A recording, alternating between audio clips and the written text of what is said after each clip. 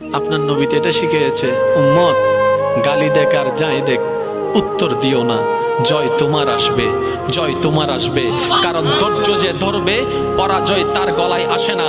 কারণ ধৈর্য ধারণকারী পরাজিত হয় কিভাবে? কারণ ধৈর্য ধারণকারীর সাথে তো মহান রবেই আছে, ইন্নাল্লাহা মা'আস সাবিরিন। যার সাথে আল্লাহ হয়ে যায় তার আবার পরাজয় কি? আর একটু জোরে বলেন না। যার সাথে আল্লাহ হয়ে যায় তার আবার পরাজয় কি? আল্লাহ বলছেন ইন্নাল্লাহা, আয়াতটা সবাই জানে, একটু চলেন গভীরে যাওয়ার চেষ্টা করি।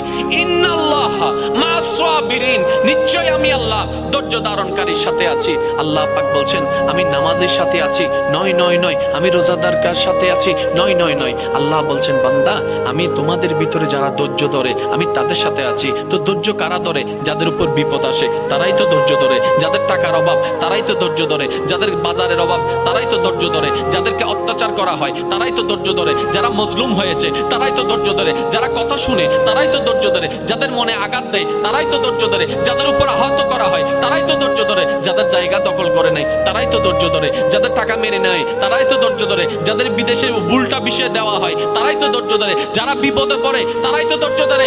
তার মানে কি প্রত্যেকটা বিপদে থাকা বান্দা একটা সুযোগ চলে আসে, এটা বিপদ নয়, এটা নিয়ামত। কেমন? কারণ বিপদটা এসে আমাকে ধৈর্য ধারণ করার সুযোগটা দিল। তো নিয়ামত হলো কিভাবে? বলে যে ধৈর্যটা ধরতে পারলেই তো মওলার প্রিয় বান্দা হয়ে যেতে পারবো। সুবহানাল্লাহ।